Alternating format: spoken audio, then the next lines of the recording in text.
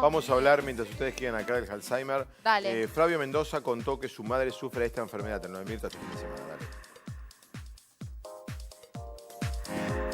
¿Y tu mamá cómo está, Flavio? Ah, está ahí, Sí. está ahí. Si mamá no está mirando, te amo. Le mandamos un beso. Mamá. ¿Cómo se llama tu mami? Zulma. Señora Zulma, le mandamos un beso. Está con un, no está muy bien. Yo, confío mucho en el amor que tenemos y le ¿Cuántos hablo años muchísimo. tiene? Y mamá no es muy grande, tiene 73. Sí. Principio de Alzheimer, ¿no? Sí, sí, pero aparte fue súper loco, ¿no? Porque yo me fui 20 días y cuando volví en una conversación, Bueno, querido, bueno. Se emociona, claro, ver a una mamá en ese estado. No es fácil. Sí, es duro, Bueno, es pero duro. tenés que estar contento, No, no. Flavio, porque Sí. gracias a Dios le vas a poder dar todo lo que puedas No, darle. mamá para hoy me está cuidarlo. mirando, mamá nada, Y me aparte pongo va a mal estar- porque va a estar son muy muchas feliz. cosas, pero... Yo tengo mamá con Alzheimer. Ellos están en un estado de felicidad, Sí. de inconsciencia, de poca relación con la realidad, pero están felices. Sí, sí, sí. Y es lo único que tiene ¿Te que reconoce importar. tu mamá? Totalmente. No te reconoce. O sea, Eso yo debe ser cuando duro voy para le vos. digo, pero ya ahora voy casi con humor, porque ¿Sí? decidí que a través del humor, porque Eso está bueno. Sí. No, yo tuve una charla con mis hermanas Claro. a mamá es amor Claro, todo el sí. tiempo, darle los lo que mimos, lo que necesite. Y después ir Mira, siguiendo. Porque por ahí uno también, claro. con la brutalidad que a veces tiene uno, o por ahí mi hermana que le dice, pero mamá, no es eso. Y le digo, no, ya no sé. Justamente. No, hay que Totalmente. tratar de no preguntarle Claro. cómo Escucharla. estás, Claro. ni darle ningún tipo de interrogatorio, porque empiezan a hacer un esfuerzo enorme muy difícil. para entender. Y después repetirle mucho. Por ejemplo, yo voy a verla y le digo, hola mamá, soy Tete. Ah, me dice, bueno, ¿qué tal? Y me digo, soy tu hija, la del medio. ¿Tengo hijas? Sí, le digo, tenés 3 hijas, qué alegría, suerte. ¿entendés? Sí. Claro. Mamá está con varias personas que se quedan, una que se queda dormida a la noche Claro. con ella, otra está durante la tarde, son varias señoras las que van. Está pero cuidada, está está muy cuidada cuidada. y Yo yo, digo cuidador es lo que vínculo. le dije con mis Claro, hermanas. ese es muy importante. Mamá no la voy a poner en ningún lado, va a estar conmigo. Hasta que un día a lo mejor lo necesite. Sí, No digas es- nunca nunca. eso, No, porque a lo no lo voy a mejor hacer. también lo necesita. No es un tema heroico tampoco. No lo sé, pero no es un por tema. no, sino que es porque algo que capaz que de mi pasado, cuando mi Bueno, abuela un tuvo que estar en un vínculo. geriátrico y que yo digo, no, tendré vida. las Claro. cosas o me mudaré a un lugar donde tenga que tener, Claro. pero no, Le mamá va a podrás estar con armar Son vos. nosotros. determinaciones de vida, Claro. ¿no? Sí. Bueno, es muy interesante lo que dice Tete, ¿no? Sobre que dentro del lugar del Alzheimer pareciera uno tiene la sensación o tiene a alguien cercano con esta enfermedad que no, no quiero decir no la está pasando mal, pero bueno. Está con nosotros el doctor Alejandro Anderson, que es neurólogo. Doctor, ¿cómo estás? Gracias por venir. Bien, gracias por la invitación. Yo decía más temprano que uno conversa con alguien con Alzheimer y la conversación dentro de su lógica es absolutamente normal y coherente. Bueno, en realidad hay mucha variedad. Hay pacientes que tienen, por ejemplo, todos los circuitos lógicos conservados y tienen grandes problemas de memoria y el tema es anotar y tratar de Se reemplazar. pierde ese la recibo. escritura y la firma. Bueno, sí, claro, también, porque lo que pasa es que para la firma juegan muchas cosas, juega también la motricidad fina, juegan otra serie de cosas, no solamente el recuerdo, el engrama motor que uno tiene en el cerebro. Pero en cuanto a si los pacientes están orientados o no y pueden sostener una conversación lógica, tenés todo un abanico que va del blanco al negro, pasando por un montón de grises. Evidentemente que hay pacientes que empiezan a desorientarse temporoespacialmente. Hay pacientes que se pueden incluso hasta perder dentro de la casa si se levantan de noche y no la reconocen. Y hay otros pacientes que no reconocen a los familiares. Una cosa es que un paciente no se acuerde, no puede abocar los nombres, uy, ¿cómo se llama este actor, esta actriz que conozco? O de repente personas más cercanas, amigos que hace tiempo que no ven. Eso uno lo puede sostener. Pero cuando ya empieza la desorientación temporoespacial o cuando no se reconoce un familiar, ya es mucho más difícil de aceptarlo, es mucho más duro para la gente cercana. Acá tenés unos cuadros, ¿no? Sí, es interesante porque cuando nosotros hablamos de enfermedad de Alzheimer, en realidad básicamente estamos hablando de demencia. Demencia significa deterioro intelectual, o sea, nuestro caudal de conocimientos, todas nuestras experiencias, las que tenemos archivadas, en un determinado momento de la vida las empezamos a perder. En vez de aprender una cosa nueva cada día, empezamos a olvidarnos una cosa cada día. Eso es entrar en el camino de la demencia. Y cuando hablamos de demencia, como prácticamente las 2/3 partes de los pacientes que tienen demencia la tienen por culpa de la enfermedad de Alzheimer, se hacen casi sinónimos. O sea, el daño del cerebro es realmente lo que a uno lo lleva a la demencia, al compromiso cognitivo. Perdón, ¿qué es la demencia? La demencia es eso, es el deterioro de la capacidad intelectual, es el deterioro cognitivo. Ese es el verdadero problema. Pero generalmente demencia está tomado en los medios como sinónimo de locura. Bueno, pero eso es un término muy Erróneo. antiguo, es un término antiguo erróneo. que está en... Sí, exactamente, eso ya de hace mucho tiempo, desde el punto de vista médico, La en el demencia manual, es en el DSM-4, la por ejemplo, que degeneración y el mal establece funcionamiento del cerebro. del mal funcionamiento de las partes del cerebro que tienen que ver con la actividad intelectual, con la memoria, con el juicio, con el razonamiento, con la No tiene que capacidad ver de con planificar. un cuadro de psicopatía o con un cuadro de esquizofrenia. No, absolutamente nada que ver. Es un mundo diferente del mundo de la psiquiatría, del mundo de la psicosis. Yo O pensé sea, que era un término psiquiátrico. Claro, demencia es deterioro cognitivo. Y fíjate vos qué curioso que el Alzheimer es la principal causa, pero si uno tiene diabetes, hipertensión arterial, mal manejada, y uno tiene muchos infartos en el cerebro, que también van a lesionar a las neuronas, uno va a tener una demencia, pero no por la enfermedad de Alzheimer. Uno va a tener una demencia por un problema vascular, que es la demencia multiinfarto, segunda causa de demencia de la población general, que la podemos controlar mucho más fácilmente, porque en la medida que tenemos buenos antihipertensivos, que la gente cuida mejor de la diabetes, que el colesterol baja, etcétera, disminuye la cantidad de pacientes con demencia multiinfarto y nos queda lo más difícil, que es controlar las enfermedades degenerativas y con base genética, como es la enfermedad de Alzheimer. Que fíjense ustedes, año 2000 en el planeta, o si quieren hablemos de Latinoamérica, año 2000, 2001, 1.800.000 habitantes con enfermedad de Alzheimer. Para el 2020 se piensa que va a haber 4.100.000 y para el 2040 9 millones. ¿Y esto por qué este crecimiento?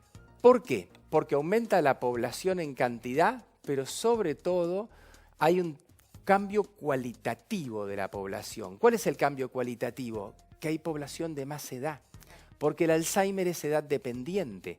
Por ejemplo, los países muy desarrollados como Europa tienen en la pirámide poblacional con una base más chica, la parte de arriba es más ancha porque hay Menos más gente punta. de 60, de Menos 70, punta. de 80, claro. Y en los países más jóvenes esto no se da, pero se va a dar. Y en Latinoamérica Perdón mi ignorancia, ¿el Alzheimer puede que tome a alguien de 20 años? El Alzheimer básicamente es una patología que puede comenzar en formas muy genéticas y muy especiales, con mucha penetrancia, a los 30 y pico de años, pero son raras esas formas. Estadísticamente no tiene mucho ¿Cuál impacto. es la edad promedio del enfermo de Alzheimer? Arriba de los 60, 65 años. Te podemos decir que arriba de los 65 años, mínimo el 5% de la población padece esta patología, entre Ayer un 5 y un 10. Un especialista nos decía que el Parkinson podés convivir sin que sea mortal 15 años y que no hay una relación, nos decían Gabriela, entre Parkinson y mortalidad. ¿Y Alzheimer? Bueno, los pacientes que tienen enfermedad de Alzheimer, les cuento que hay muchos tipos, porque hay varios patrones genéticos, hay varias mutaciones genéticas que pueden llevar a la enfermedad de Alzheimer. Algunas son de evolución muy lenta, así, 15, 20 años. El tema, fíjense, ahora se está trabajando en intentar descubrir un tratamiento para la enfermedad de Alzheimer. Y ahí tenemos dos cuestiones. Una cuestión es, bueno, ¿qué es el Alzheimer? En el Alzheimer se deposita entre las neuronas una sustancia que se llama beta-amiloide, eso es el problema exterior, y dentro de las neuronas se genera un problema que es la ruptura del esqueleto de las neuronas. Bueno, eso es la enfermedad de Alzheimer. Nosotros podemos pensar un montón a ver qué hacemos con esto, pero el otro problema es cuándo empezamos a actuar. Y entonces están mejorando los métodos diagnósticos para ya no tratar al paciente de Alzheimer, ni siquiera el de Alzheimer leve o incipiente, sino al prodrómico o al que está antes. ¿Por qué? Porque es tal cual lo que vos estás comentando. La enfermedad empieza en el cerebro mucho antes del tiempo del cual se ¿Cómo se manifiesta. detecta? Y En realidad se han desarrollado una serie de métodos de estudio, hasta de términos te diría, que se llaman biomarcadores. Lo que es la clínica, lo que es a un paciente hacerle una evaluación neurocognitiva, que es con una psicopedagoga o psicóloga entrenada, ver cómo está su memoria de corto plazo, largo plazo, visual, verbal, auditiva, episódica, etcétera, capacidades lógicas, eso no siempre alcanza, porque nosotros queremos descubrir ese paciente antes de comenzar. Entonces hay estudios sofisticados, ya que son complementarios, hay estudios por imágenes, hay estudios del líquido cefalorraquídeo y hay estudios genéticos que al día de hoy nos pueden decir con certeza si ese paciente tiene una mutación genética para el Alzheimer, o nos pueden decir si ese paciente está empezando a depositar ¿Y ese en su cerebro el estudio beta-amiloide. se hace fácilmente? No son estudios sencillos. Hasta hace poco podíamos hacerlos dentro de los protocolos de investigación solamente, pero ahora poco a poco van pasando al mundo de la medicina asistencial. ¿Cuál va a ser el momento en el cual realmente van a ser necesarios en el mundo de la medicina asistencial? Cuando tengamos el tratamiento eficiente. ¿Qué hacemos nosotros hoy en día con los pacientes que tienen una demencia? Bueno, esos pacientes los estudiamos y con una buena chance de posibilidades, nosotros le diagnosticamos que tiene enfermedad de Alzheimer. Les cuidamos la parte circulatoria para que las arterias estén bien, porque eso igual es importante. O sea, la presión arterial, la diabetes, ojo, el tabaquismo, colesterol, etc. Y también nos ocupamos de que tengan un estilo de vida que los estimule. Actividad física, actividad intelectual y actividad social fundamentales para la calidad de vida del paciente y para mejorar el estado de su cerebro. Y con remedios estimulamos diferentes circuitos de la memoria. Pero nos falta el producto que corte el mecanismo que genera la muerte de las neuronas. Tenemos que cortar ese depósito de beta-amiloide y la ruptura del esqueleto de las neuronas. Me imagino que cada maestrito con su librito. Es muy difícil establecer un parámetro general. Pero ¿qué es mejor? ¿Estar en la casa? ¿Que esté en la casa con los hijos? ¿O con los nietos? ¿O con hijos y nietos? ¿O que esté en un geriátrico donde puede ser atendido? Bueno, está la opción de que el paciente esté en la casa, de que el paciente esté completamente institucionalizado o de que el paciente esté en alguna institución abierta, ¿no? Que son los pacientes más, digamos, autoválidos. Yo, mira, creo que esto depende mucho de lo cultural. ¿Pero un paciente con Alzheimer puede vivir solo? No, llega un punto que el paciente no es autoválido. De hecho, que un poco, cuando uno define demencia, deterioro cognitivo, uno tiene en cuenta una serie de test que aparecen en las evaluaciones neurocognitivas. Hay uno muy universal que se llama Mini-Mental, que cuando está por debajo de 26, en general el paciente ya ha perdido gran parte de su capacidad de ser autoválido. En la medida que el paciente deja de ser autoválido, necesita el apoyo de un cuidador. Ese cuidador puede ser alguien externo de la familia o alguien de la familia. Y ese cuidador puede estar en la casa o puede estar en la institución. Frente digo, debe ser un momento, digo, es una enfermedad que afecta al enfermo y a los familiares. Por supuesto. Porque ahora quiero hablar un minuto de capítulos familiares. Es durísimo estar con un enfermo de Alzheimer que físicamente está impecable, que mantiene un diálogo con uno, pero que no sabe quién es uno. Sí. ¿Qué recomendaciones se le puede hacer a los familiares? Pues yo veo que el familiar le dice, hola mamá, hola papá, yo soy tu hijo, hola yo soy tu hija. Y a mí, en lo personal, me parece una pérdida de tiempo, pero claro, es muy fácil acá sentadito decirlo. Y aclaro que tengo una persona muy cercana con Alzheimer. Pero me parece que es una pérdida de tiempo en la conversación. Es como que, ¿qué queremos? ¿Que parezca un milagro que no se va a producir? En realidad, la enfermedad básicamente es una enfermedad progresiva y que al día de hoy no es reversible. Ese es un punto. Pero uno, cuando no tiene la medicina a mano, el objetivo de curar a la gente, tiene que tener a mano el objetivo de mejorar la calidad de la vida del paciente y de la familia. Entonces, ¿uno qué le puede decir a las familias donde, por ejemplo, la señora o el marido o la hija o el hijo se ocupan del papá que está enfermo? Está muy bien que se relacionen con él, porque Sí, hay que claro, abandonar a por los supuesto. pacientes, pero tampoco una dedicación full time de todo el día, porque el cuidador termina enfermándose. Por eso le hace pregunto. mal. Entonces, de una o de otra manera, hay que organizarse como para que si el cuidador va a ser el familiar, que no lo haga todo el día, que tenga alguien para Alguien que- delegar. Y Hace pre- falta pregunta, cierta cantidad de horas. Hay una película de Hollywood, por es un guión, de una actriz, lo hace Drew Barrymore el personaje, que sufre un accidente y cada 24 horas se olvida de todo. 50 primeras citas. Entonces, ¿qué hace su pareja? Adam Sandler le hace un video. Entonces, lo primero que ella hace cuando se levanta todos los días, le pone el video. En el video le cuenta quién es. Todos los días. Sí. Pregunta, ¿tiene sentido que un enfermo de Alzheimer tenga una tarjetita que diga, te llamás Juan González, tenés 83 años, sufrís de la enfermedad que se llama Alzheimer, tenés tantos hijos? ¿Tiene valor? ¿Tiene sentido?